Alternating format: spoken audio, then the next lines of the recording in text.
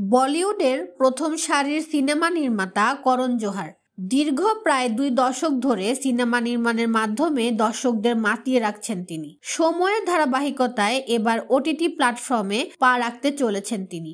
2025 সাল নাগাদ তৈরি করবেন নেটফ্লিক্স বেসড ওয়েব সিরিজ। তবে এখনো ওই সিরিজে কারা কারা অভিনয় করবে তা ঠিক হয়নি। তবে ধারণা করা হচ্ছে ওয়েব সিরিজটিতে একাধিক বড় বড় তারকার উপস্থিতি থাকবে। ইতিমধ্যেই চিত্রনাট্য তৈরি হয়ে গিয়েছে বলে জানিয়েছেন নির্মাতা করণ জোহর।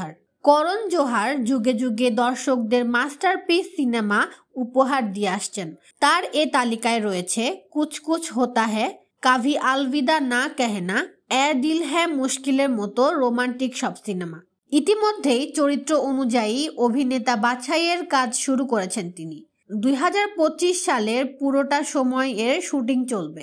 জানা গেছে ওয়েব সিরিজের কাজ শেষ হওয়ার পর দর্শকদের জন্য মারমার কাটকাট সিনেমা নিয়ে বড় পর্দায় ফিরবেন তিনি। তার সর্বশেষ মুক্তি পাওয়া সিনেমা রকি और রানী কি প্রেম কাহানি।